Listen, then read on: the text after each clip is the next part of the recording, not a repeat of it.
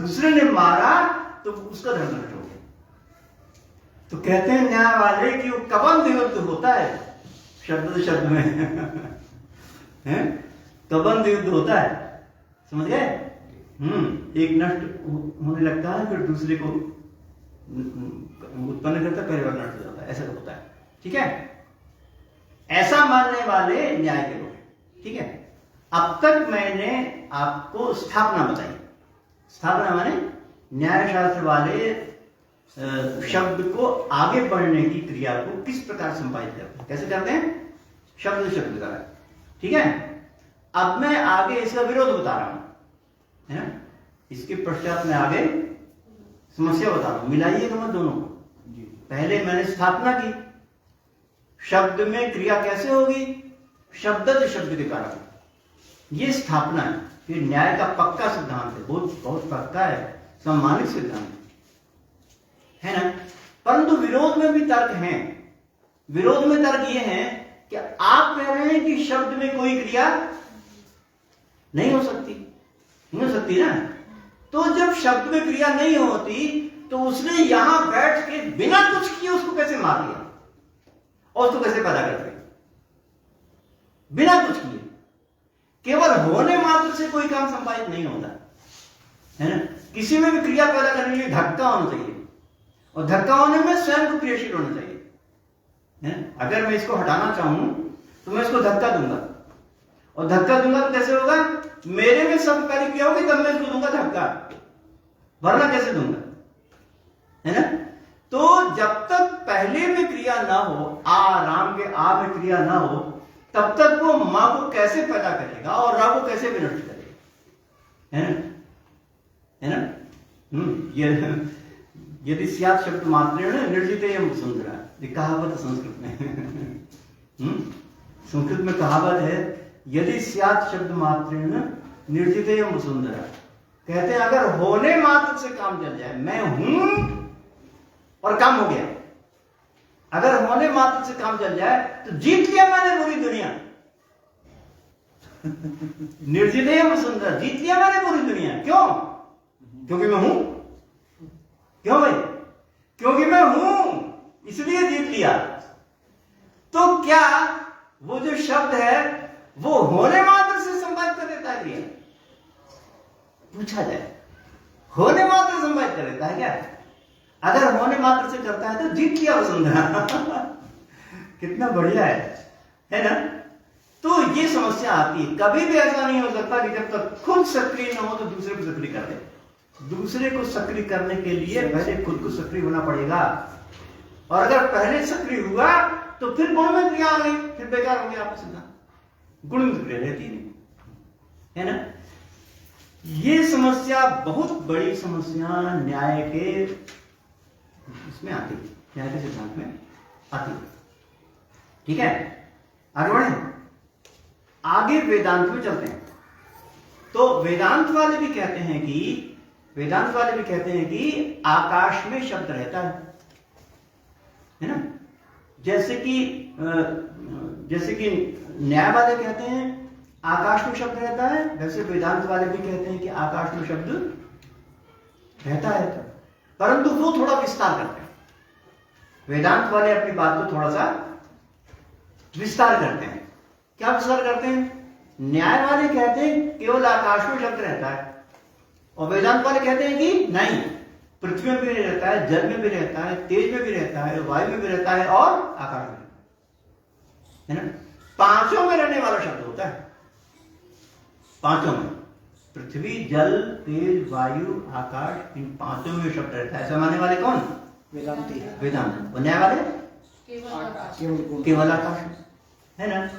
तो वे वेदांत वाले कहते हैं कि जब पृथ्वी में कोई घंटा बज रहा है, मान लीजिए पृथ्वी में, है ना, तो शब्द कहां रहा? शब्द कहां रहा? घंटा में रहा। अगर घंटा बजाने से आवाज निकल रही तो शब्द कहां रहा? तो घंटा में रहा, है ना। तो न्याय वाले कहते हैं कि वो घंटा को पीटने से आवाज तो हुई, मगर जब आवाज हुई तो तुरंत भाग गई आकाश में, वो वहां पर शब्द हो रहा है और घंटा चुप्पा बैठा हुआ ऐसा न्याय वाले कहते हैं, है ना। घंटा चुपचाप है अभी भी, जब इतनी तेज से घंटा बज रहा तो भी घंटा चुपचाप है, आवाज हो रही आकाश में। वेदांत वाले कहते हैं ऐसा नहीं होता, जब घंटा बज रहा घंटे में आवाज होती, ध्वनि होती, घंटा बजती है, वायु रहती है, इसी प्रकार तेज में रहती है, इन सब पांचों में वो रहती है। कौन? शब्द अथवा ध्वनि वहां पर रहती है, ठीक है ना, वहां पर रहती है। तो ये जो शब्द रहता है वो गुण होता है, ये वो भी मानते हैं, है ना। पांचों में तो है, परंतु पांचों मानने के बावजूद भी वो गुण है, ऐसा मानने वाले कौन? वेदांती मानते हैं। न्याय ने भी कहा कि वो गुण है, और वेदांत ने भी कहा कि वो गुण है ना। तो गुण तो भाई मानते हैं, तब फिर उनके सामने समस्या आएगी, फिर वो चलेगा कैसे, है ना, फिर वो गति कैसे करेगा। न्याय में समस्या थी ना कि गुण होने के कारण से गति कैसे करता है, तो वहां इनके सामने समस्या आई कि गुण होते हुए वो गति किस प्रकार करता है ना।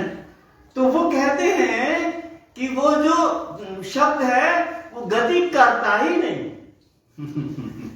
वो वही बना रहता है, ठीक है बात।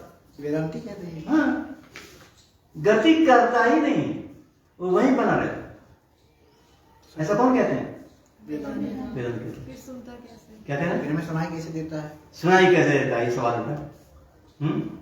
गति करता ही नहीं है, तो पूछना सुनाई कैसे देता है। तो कहते हैं कि सुनाई ऐसे देता है कि घंटा वाला शब्द आप तक नहीं आता, आप ही घंटा तक पहुंच जाते हैं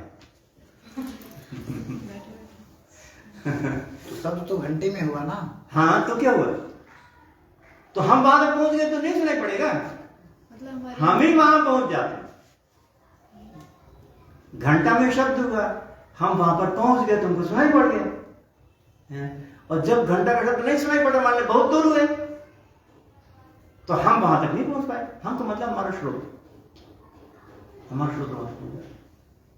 ठीक है ना।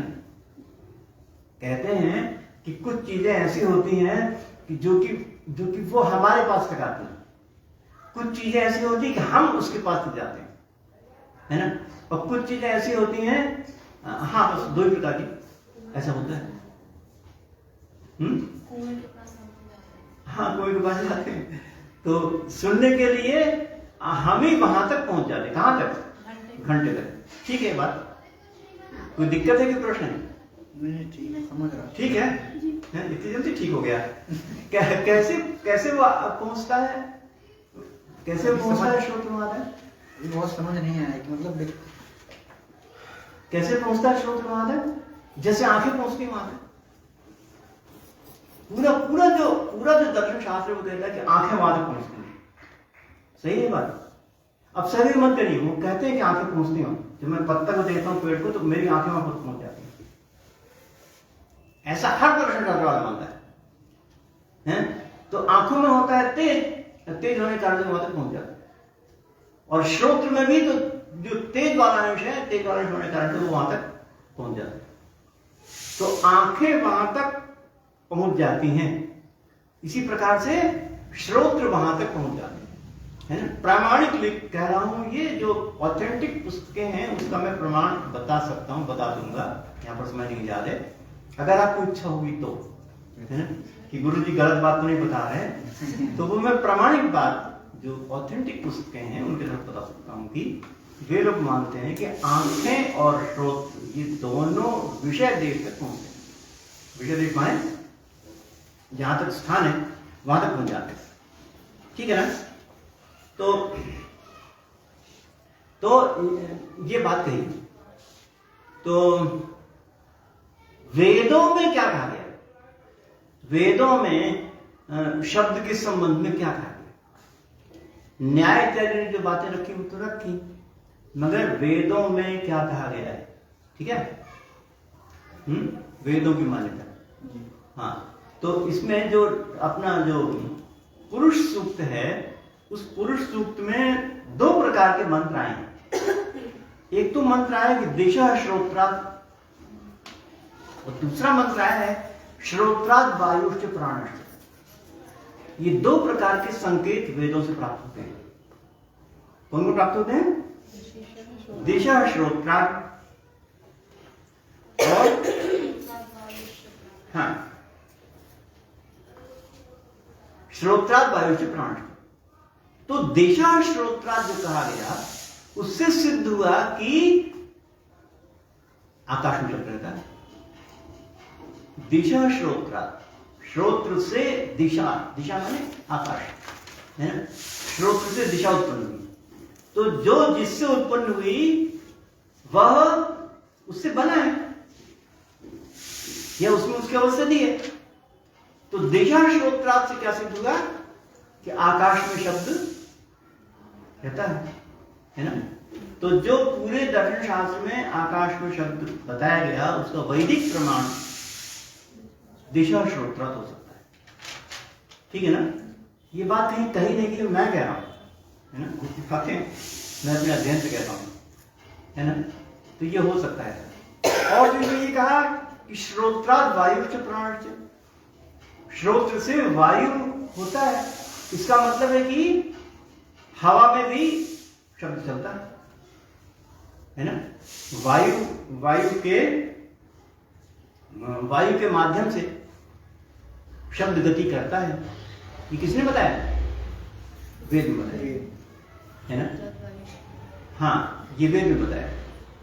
हवा के माध्यम से शब्द गति करता है, ये बात वेद में कही गई। और अगर इस श्रोत्राद वायुश्च प्राणश्च को उपलक्षण मान लिया जाए तो ये हो सकता है कि लोहे में भी चलता है, हड्डी में भी चलता है, लकड़ी में नहीं चलता है ना, पानी में भी चलता है।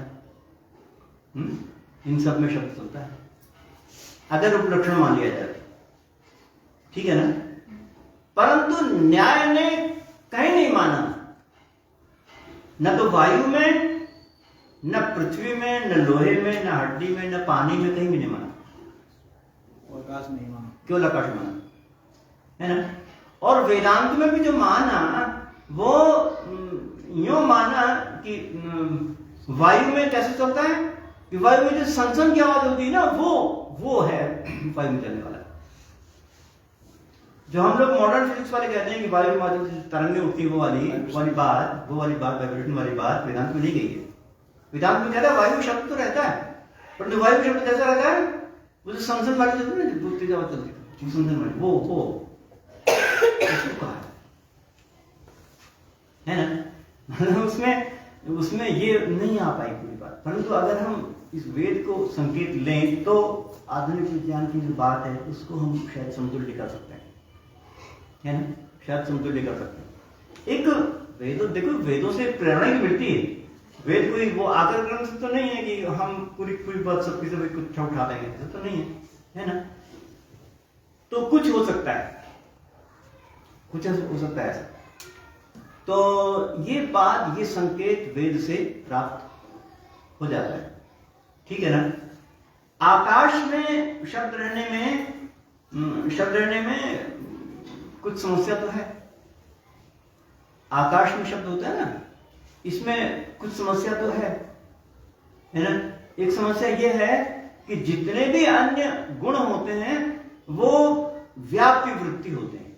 आकाश में शब्द होने में समस्या है, लिख लीजिए। आकाश में शब्द होने में क्या समस्या है? एक अन्य समस्या है कि जितने भी गुण होते हैं वो कैसे होते हैं? व्याप्य वृत्ति होते हैं। व्याप्य वृत्ति का मतलब पूरे में रहते हैं, है ना। कैसा होता है? हाँ, व्याप्य वृत्ति माने पूरे में रहते हैं, अधूरे में नहीं रहते। जैसे मैंने कहा कि पृथ्वी में रूप रहता है, तो पृथ्वी कोई भी वस्तु उसमें पूरे में रूप रहता है। क्यों जी? आप किसी कपड़े, किसी धोती की या शर्ट की ऐसी कल्पना कर सकते हैं कि आधी शर्ट में रूप रहे और आधी शर्ट निरूप हो? कोई ना कोई रूप तो रहेगा। रूप के जितने उपभेद होते हैं उन उपभेदों में से कोई ना कोई रूप जरूर रहेगा। ये तो हम कर सकते हैं कि आधे में लाल है, दूसरे में पीला है, तीसरे में नीला है, हिस्से में अलग अलग, इतना तो कल्पना कर सकते हैं। परंतु ये कल्पना नहीं कर सकते कि आधे में रूप हो और आधे में कोई भी रूप ना हो, नहीं कर सकते ना, है ना। इसलिए उसको बोला जाता है व्याप्य वृत्ति। व्याप्य वृत्ति माने क्या? जो गुण होता है वो पूरे में रहता है, अधूरे में नहीं होता है ना। तो ये माना कि जितने भी महाभूत में होने वाले रूप हैं वो पूरे में रहते हैं, है ना। मगर ये ऐसा विलक्षण गुण है शब्द जो कि अधूरे में ही रहता है। आकाश तो विभु है, विभु होने के पश्चात भी जो शब्द है इतने में रह गया, है ना। शब्द इतने में रह गया ना, इतने और भी शब्द रह गए, उसके आगे तो गए ही नहीं, है ना। इतने में रह गया शब्द, तो व्यापक वृत्ति नहीं हुआ ना। लेकिन सर जैसे शब्द एक स्थान पर रहता है और उसी प्रकार तो और भी चीजें होती है, जैसे मान लीजिए गंध हो गया, जैसे धरती का गुण हो गया, हाँ, तो वो भी तो एक स्थान तक ही रहेगा ना? नहीं, कोई ना कोई गंध तो रहेगी, गंध सब में रहती है। हाँ, ये बात आप कह सकते हैं कि गंध जो है वो एक स्थान तक नहीं, कहीं अस्पष्ट रहती, कहीं स्पष्ट होती है, मगर वो है अवश्य। न्यायवाद ने लिखा है कि अगर कहीं पर गंध आपको न दिखाई पड़े पता चले तो वो जलाने पर तो आता है, तो जलाने पर गंध उपलब्ध होती है, इसका मतलब उसमें गंध है। कहीं उत्कट होती है, उत्कट नहीं होती। ऐसा कोई भी छोटा छोटा स्थान नहीं है जो, अगर पृथ्वी है तो गंध ना, गंध उसकी खासियत है, गंध से पहचान मिलती है। अगर गंध नहीं तो पृथ्वी नहीं, है ना। गंध की बदौलत से उसकी पहचान मिलती है। तो कोई भी गुण हो वो उसमें पूरी तरह रहता है ना। जितने उपभेद बताए उनमें से कोई, ये मैं थोड़ी कह रहा हूं कि केवल एक उपभेद, जितने उपभेद है उनमें से कोई एक उपभेद जरूर रहता है। इसी प्रकार यहाँ पर भी कगर जितने उपभेद है उनमें से कोई ना कोई सब रहना चाहिए पूरे में, पूरे आकाश में। कहाँ है? ऐसा तो नहीं है। तो ये वाली समस्या आकाश में होने वाला जो शब्द है उसमें ये समस्या उठती है, ये समस्या होती है। तो इस प्रकार से ये समस्याएं हैं और ये स्थितियां हैं। इसलिए मीमांसा वालों ने कहा कि पूरी दुनिया में शब्द रहता है, पूरी में तो रहता है ना। जो न्याय और वेदांत में प्रश्न उठता है ना कि वो कहाँ पर रहता है, अकेले अव्याप्ति कैसे होगा, तो कहते हैं कि वो अव्याप्ति होते ही पूरी दुनिया में रहता है, पूरी दुनिया में तो सुनाई नहीं पड़ता है, वो अस्पष्ट है। अस्पष्ट मतलब वो आवरण से ढका हुआ है, आवरण इतनी बातें। तो मैंने अभी तक आपके समक्ष ये जो शब्द है उसके सिद्धांत को संक्षेप में बताया, वो मानते क्या है ना। अब उनके समर्थन में या विरोध में जो तर्क होते हैं वो सब बड़े विस्तार के विषय हैं, वो तो उसमें बहुत समझ आएगा। परंतु ये तो पहले मालूम करना चाहिए कि वो मानते क्या है ना। जिससे मैंने इससे पहले जो शुरुआत हुई थी उसमें मैंने बताया कि शब्द और अक्षर को क्या मानते हैं, पौरुषे को मतलब क्या है, क्या मानते हैं। इसी प्रकार से शब्द के सिद्धांत में क्या मानते हैं, है ना। तो मोटे तौर पर अगर देखें, मोटे तौर पर अगर देखें तो बड़ी दिक्कतें हैं, है ना, बहुत दिक्कतें हैं। अगर द्रव्य माने तो गति बनती है, मगर जितनी बीहड़ गति है, विशाल गति, वो नहीं बन पाती, है ना। अगर गुण माने तो क्रिया नहीं बन पाती। अगर गुण माने तो शब्द होता है परंतु उसमें समस्या है, क्रिया नहीं बन पाती, है ना। और अगर गुण माने तो अगर क्रिया नहीं बन पाती तो ये मानना पड़ता है, ये असंभव बात जैसी माननी पड़ती है कि वो ये जो हमारा जो श्रोत्र है वो वहां तक पहुंच जाती है, असंभव जैसी बात को मानना पड़ता है ना। तो इस प्रकार से सब में समस्याएं हैं। अपने दर्शन शास्त्र में जितने संप्रदाय विकसित हुए उनमें सब में समस्याएं मौजूद हैं कि शब्द कैसा होता है। तब क्या किया जाए, तब मॉडर्न फिजिक्स आता है तब आधुनिक विज्ञान आता है ना। इतना होने पर जब सब में समस्याएं हैं तो आधुनिक विज्ञान तब आता है ना। तो आधुनिक विज्ञान की बात को स्पष्ट संक्षेप में कहूं है, इतना सब समस्याओं के आने के बाद आधुनिक विज्ञान आता है। और आधुनिक विज्ञान क्या कहता है बताऊं? आधुनिक विज्ञान का कहना है कि बाहरी दुनिया में ध्वनि अथवा शब्द जैसा कुछ होता ही नहीं, कुछ भी नहीं होता ही नहीं। सही है बात, हो सकता है। आधुनिक विज्ञान कहता है कि बाहरी दुनिया में ध्वनि अथवा शब्द जैसी कोई चीज होती ही नहीं। ध्वनि की व्यवस्था होती है परंतु ध्वनि जैसी कोई चीज नहीं होती, है ना। ऐसा ऐसा विज्ञान, इसको विश्वासन कहते हैं। देखिए, वायु में प्रकंपन होता है और प्रकंपन के पश्चात ये प्रकंपन होता हुआ श्रोत्र देश तक पहुंच जाता है, कानों तक पहुंचता है। और कानों तक पहुंचने के पश्चात वह हमारी जो यहां पर कानों में धारणा इत्यादि नाम होगा, तो उन प्रकंपनों से होती है ना। और उस धरणक नाम की हड्डी के बीच में कुछ पानी जैसा द्रव भरा हुआ है, तो वो जो पानी जैसा द्रव है वो प्रकंपित होता है।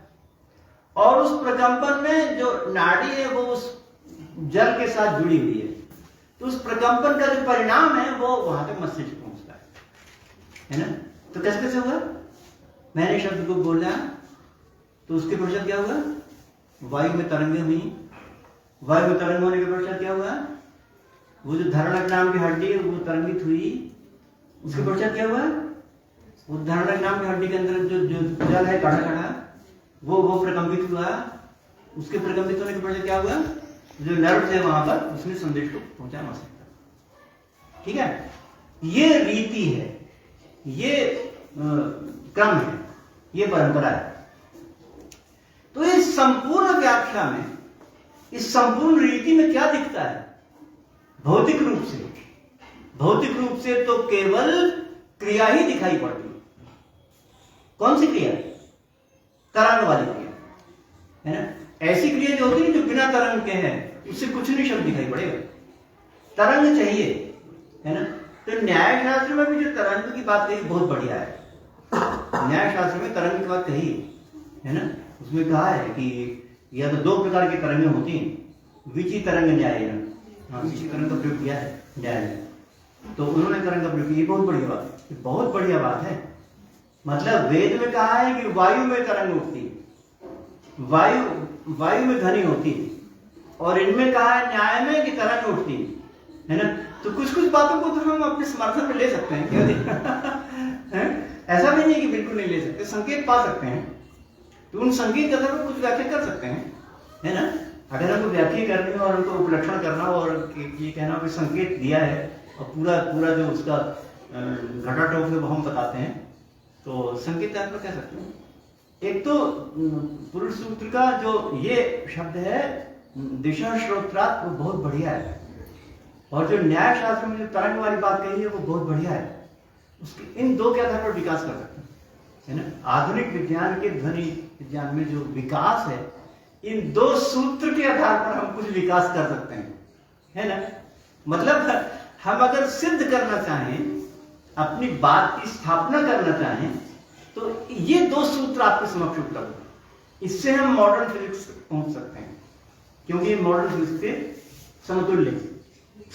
हाँ, तो खैर पूरी बात मॉडर्न फिजिक्स क्या कह रहा है, पूरी बात कह रहा है कि इस पूरी प्रक्रिया में क्या हुआ, तरंग हुई ना।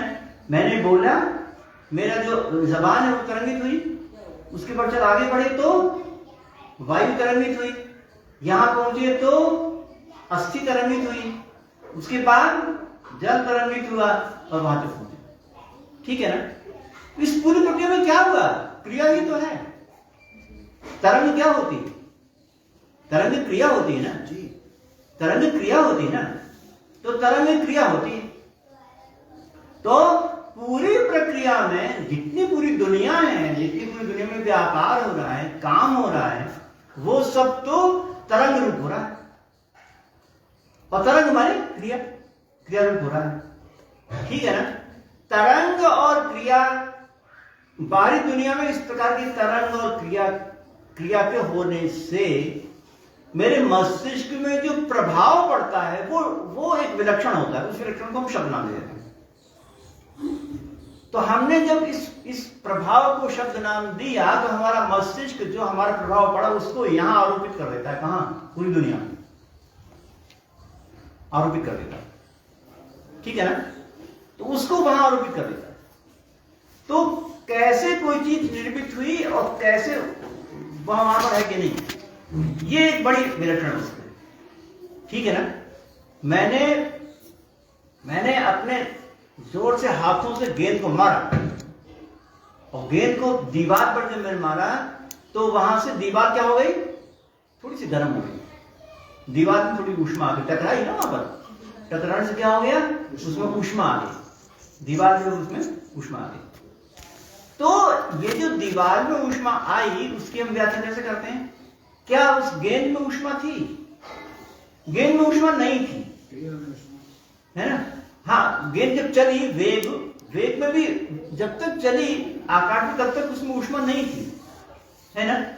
जब वो वहां से चलकर दीवार में टकरा गई तो वहां पर हुई ऊष्मा, पूरे रास्ते में ऊष्मा नहीं थी, उसमें पूरे रास्ते में नहीं थी, जब वहां पर पहुंची तो आई ऊष्मा, है ना। तो ये बात तो हम जान लेते हैं, कैसे, क्योंकि हमने चलती हुई गेंद को छू के देख लिया, चलती हुई गेंद में ऊष्मा नहीं थी, ये बात हम जान जाते हैं, है ना। तो वहां पर पहुंचने पर टक्कर के परिणाम स्वरूप ऊष्मा हुई। तो विभिन्न प्रकार की जो गतियां हैं उनका जो परिणाम होता है वो भिन्न भिन्न प्रकार का होता है ना। तो मस्तिष्क में पहुंचने से हमारी तरंग गति का जो प्रभाव हुआ उसको हमने शब्द का नाम दिया और शब्द को हमने इस पूरी दुनिया में इंपोज कर दिया। इंपोज का मतलब प्रतिस्थापित कर दिया। मैंने जो टकराने से अंत में जो काम हुआ है ना, उतनी पूरी घटना में नहीं हुआ, यहां से मैंने वहां फेंका, उसमें वो काम नहीं हुआ। कौन सा? ऊष्मा वाला। कहां पर हुआ? अंतिम क्षण में जब वो टकराई, है ना। तो उस तरंग गति का जो प्रभाव है वो शब्द होता है, और प्रभाव कहां आता है? मस्तिष्क, है ना। तो वो प्रभाव मस्तिष्क में आता है, तो उसको यहां पर आरोपित कर दिया। तो हमारे दर्शन शास्त्र में और विज्ञान में इतना ही अंतर है कि आधुनिक विज्ञान में पूरी जो दुनिया में जो है उसमें केवल क्रिया है, ये बात बताएगी, तरंग गति बताएगी, है ना। और जो शब्द है वो उस तरंग गति के प्रतिक्षिप्त होने का परिणाम है, अंतिम प्रभाव है, और उस प्रभाव को हमने वहां पर आरोपित किया। और जितने दर्शन शास्त्र के विद्वान हैं वो सब क्या कहते हैं कि क्रिया भी होनी चाहिए और कोई न कोई शब्द भी होना चाहिए, कोई न कोई गुण भी होना चाहिए वहीं पर बाहर दुनिया में। जब तक बाहर दुनिया में नहीं होगा तब तक वो दिखेगा नहीं, तब तक वो है या नहीं इसी की सिद्धि नहीं होगी। कोई वस्तु अगर मैं जानता हूं, कोई वस्तु सोचता हूं, समझता हूं कि वो है, तो बाहरी दुनिया में होना चाहिए, है ना। ऐसा हमारे दर्शन शास्त्र के लोग सोचते हैं। इसी कारण से क्रिया के अलावा भी गुण की स्थापना करते हैं, और जब क्रिया के अलावा गुण की स्थापना करते हैं तो वही सारे झंझट, कितने क्रिया होती है कि नहीं, चलता है कि नहीं, रुकता है कि नहीं, किसके माध्यम से चलता है, कहां से पहुंचता है, और जब खत्म हो गई पूरी गुण वाली बात तो न रहेगा न रहेगा बांस, न बजेगी बांसुरी, कोई समस्या नहीं आती, है ना। ये स्थिति है। तो मैंने बड़े संक्षेप में ये सब बातें आपको बताई, इन सब बातों को विस्तार से कोई नहीं बताता। अगर आप कहीं पर भी जाए अपने शास्त्रीय में समझने वालों में, तो इस सब को कोरिलेट करके नहीं बताते कोई। विज्ञान वाले विज्ञान की बातें बता देते हैं, ये वाली बात बताते हैं, न्याय वाले न्याय बात बताते हैं, परंतु समस्या कहां पर आती है और किन कारणों से वो नहीं हो पाता, ये सब स्थिति वो होती है ना। तो अपने यहाँ इस बात को मानना बहुत जरूरी है कि वायु की तरंगों से शब्द यानी ध्वनि चलती है ना। तो आपने देखा होगा कि नहीं, कोई बर्तन में कोई कंकड़ रख दीजिए और उसको ऐसे से हिलाइए तो टकराहट होती है ना, आवाज से निकलती है ना। परंतु विज्ञान में देख लिया गया, अगर बर्तन को बंद कर दिया जाए और वायु प्रदूषण यंत्र के द्वारा उसके हवा को निकाल दिया जाए, फिर बजाय कुछ नहीं बचता, नहीं होता। इस प्रकार से जब स्थितियां होती। तो ठीक है, मैंने आज आपको इतनी बातें कही और शब्द और अक्षर के संबंध में, तो आगे वो बातें जाएंगे। ठीक, बंद